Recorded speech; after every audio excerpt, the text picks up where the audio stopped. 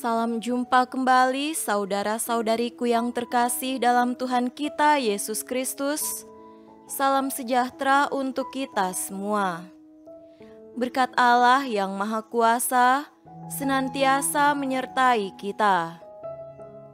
Hari Selasa tanggal 28 Desember tahun 2021 adalah Pesta Kanak-kanak Suci Martir. Kehadiran Yesus yang konon akan menjadi Raja Israel membuat Raja Herodes yang berkuasa saat itu menjadi geram. Kemarahannya pun semakin menjadi ketika 3 raja dari timur yang diberi perintah untuk kembali ke Yerusalem dan memberitahukan tempat kelahiran bayi Yesus malah pulang ke negaranya melalui jalan lain.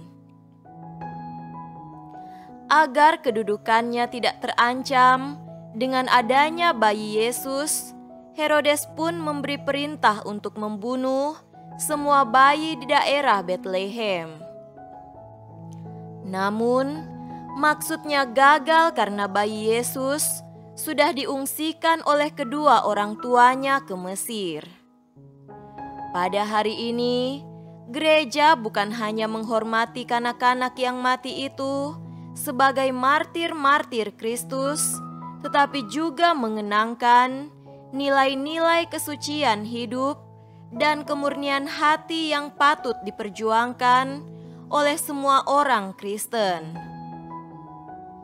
Lewat perayaan hari ini, gereja mengharapkan semua orang Katolik dapat berjuang untuk mewujudkan kesucian dan kemurnian hidup sebagai saksi Kristus di tengah-tengah keluarga, gereja, dan masyarakat.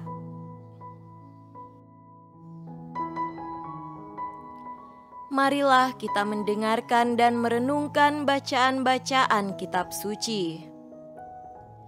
Bacaan pertama dari surat pertama Rasul Yohanes, pasal 1 ayat 5 sampai pasal 2 ayat 2. Dan inilah berita yang telah kami dengar dari Dia dan yang kami sampaikan kepada kamu. Allah adalah terang dan di dalam Dia sama sekali tidak ada kegelapan. Jika kita katakan bahwa kita beroleh persekutuan dengan Dia, namun kita hidup di dalam kegelapan, kita berdusta dan kita tidak melakukan kebenaran. Tetapi jika kita hidup di dalam terang, sama seperti Dia ada di dalam terang, maka kita beroleh persekutuan seorang dengan yang lain, dan darah Yesus anaknya itu menyucikan kita daripada segala dosa.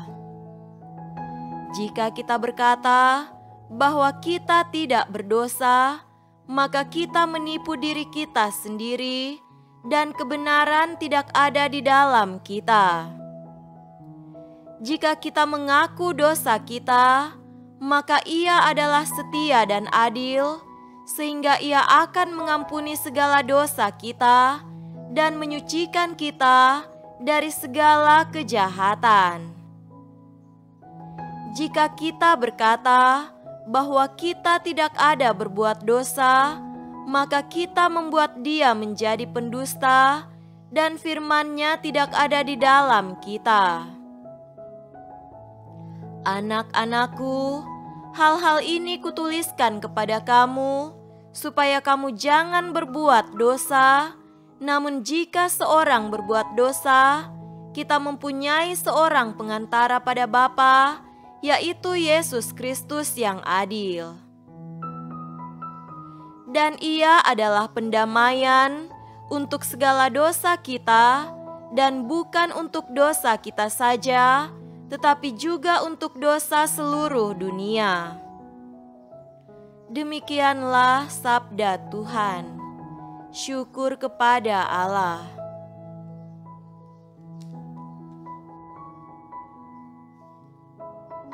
Tuhan beserta kita sekarang dan selama-lamanya. Inilah Injil suci menurut Matius. Dimuliakanlah Tuhan. Injil Matius pasal 2 ayat 13 sampai 18. Setelah orang-orang Majus itu berangkat, nampaklah malaikat Tuhan kepada Yusuf dalam mimpi dan berkata, "Bangunlah, ambillah anak itu serta ibunya, larilah ke Mesir dan tinggallah di sana sampai aku berfirman kepadamu, karena Herodes akan mencari anak itu untuk membunuh dia." Maka Yusuf pun bangunlah, diambilnya anak itu serta ibunya malam itu juga, lalu menyingkir ke Mesir dan tinggal di sana hingga Herodes mati. Hal itu terjadi supaya genaplah yang difirmankan Tuhan oleh nabi. "Dari Mesir kupanggil anakku." Ketika Herodes tahu bahwa ia telah diperdayakan oleh orang-orang Majus itu, ia sangat marah.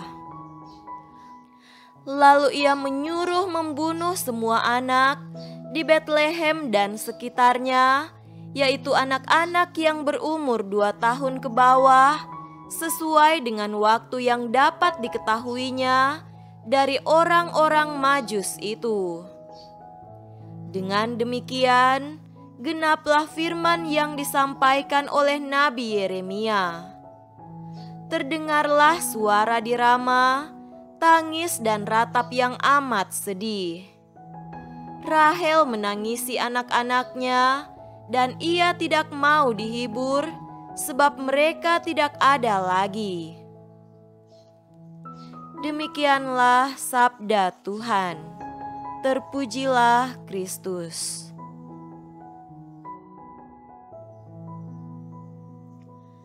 Saudara-saudariku yang terkasih dalam Tuhan kita Yesus Kristus, tema renungan kita pada hari ini adalah anak-anak Betlehem.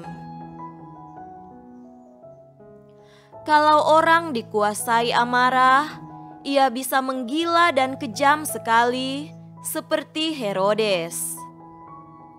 Karena merasa diperdaya oleh orang-orang Majus, hatinya menjadi dongkol. Ia merasa dilecehkan.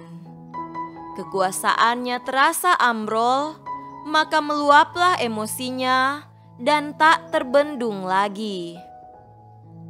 Ia meledak menjadi gila, kentara dari keputusannya yang sangat serampangan. Balas kasih lenyap, bahkan tidak kepada anak-anak yang polos. Tangis ibu yang menyusui tak sanggup meluluhkan amarahnya. Herodes tak lagi seorang manusia. Ia menjadi serigala yang ganas. Hati manusia Herodes yang sesungguhnya diciptakan sebagai hati yang baik tak lagi berfungsi. Ia hidup tanpa hati lagi. Di hadapan orang-orang seperti inilah Yesus datang. Ia datang sebagai manusia di tengah-tengah dunia yang keras. Yohanes sudah mengatakan dalam awal Injilnya, ia datang ke tengah miliknya, tetapi miliknya tidak mengenalnya. Allah melihat bahwa dunia tanpa Tuhan akan menjadi dunia yang sangat berbahaya. Karena kasih-Nya, Tuhan memilih hadir di dalamnya, dan Ia memilih menjadi manusia dengan segala kerapuhannya. Namun, kerapuhan ini bukan berarti remeh. Sebaliknya, sesungguhnya di balik kerapuhan manusia tersembunyi kemuliaannya sebagai citra Allah. Di dalam setiap manusia, Tuhan telah menanam kekuatan untuk memuliakan Tuhan. Siapakah manusia sehingga Tuhan memperhatikannya? Maka kehadiran Tuhan adalah tanda cintanya. Kehadirannya adalah tindakan pembelaan bagi keluhuran manusia. Tuhan tak rela bahwa keluhuran itu direnggut oleh keserakahan dan kemurkaan. Ia ingin cinta menang atas kejahatan. Tuhan ingin memenangkan hati, mengubahnya menjadi hati yang lembut. Saudara-saudariku terkasih, kanak-kanak Betlehem yang mati mengingatkan kita akan martabat sejati manusia. Darah mereka berteriak mewakili berbagai penganiayaan yang terjadi dalam sejarah manusia.